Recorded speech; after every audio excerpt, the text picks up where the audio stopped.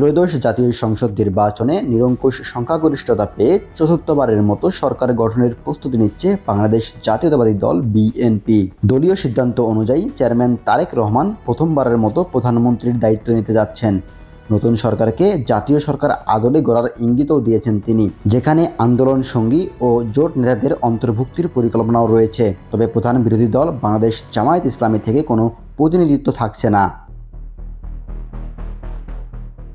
দলীয় সূত্র বলছে 40 থেকে ততোধিক মন্ত্রী, প্রতিমন্ত্রী ও উপমন্ত্রী নিয়ে শুরু হবে নতুন মন্ত্রিসভা। প্রয়োজনে সংখ্যা বাড়তে পারে। মোট 61 জনকে প্রাথমিকভাবে মন্ত্রিসভার জন্য ডাকা হয়েছে। নবীন প্রবীণের সমন্বয়ে একটি ভারসাম্যপূর্ণ টিম গঠনের লক্ষ্যেই এই উদ্যোগ। শুক্রবার রাতে গুলশানে বিএনপি চেয়ারপারসনের রাজনৈতিক কার্যালয়ে শীর্ষ নেতাদের বৈঠকে সম্ভাব্য মন্ত্রিসভার রূপরেখা চূড়ান্ত করা হয়। বৈঠকে ছিলেন মহাসচিব মির্জা ফখরুল ইসলাম আলমগীর সহ স্থায়ী কমিটির সদস্যরা। জানা গেছে, স্থায়ী কমিটির প্রায় সবাই মন্ত্রিসভায় গুরুত্বপূর্ণ দায়িত্ব পাচ্ছেন।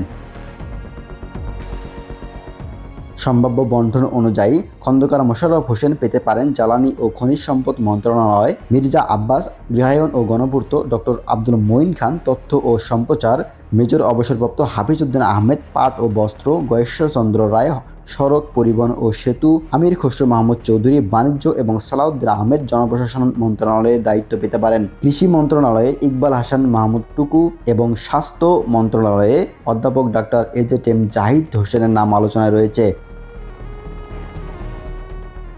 অর্থ মন্ত্রণালয়ে ডক্টর রেজা কিবরিয়া, স্বরাষ্ট্র এয়ার ভাইস মার্শাল অবসরপ্রাপ্ত আলতাফ হোসেন চৌধুরী, মুক্তিযুদ্ধ বিষয়ক মন্ত্রণালয়ে বীর মুক্তিযোদ্ধা ফজলুর রহমান, স্থানীয় সরকারের রুহুল কুদ্দুস তালুকদার তুলু এবং ডাক ও টেলিযোগাযোগ মন্ত্রণালয়ে আমানুল্লাহ আমানের নাম শোনা যাচ্ছে।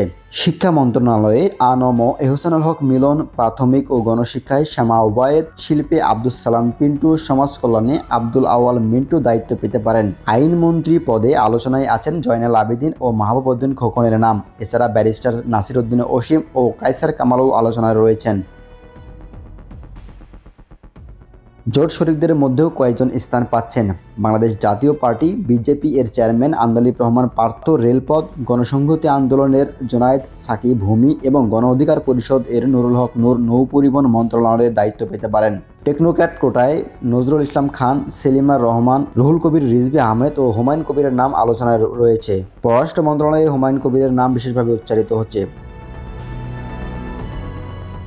বর্তমানে দেশে 58টি মন্ত্রণালয় ও বিভাগ রয়েছে।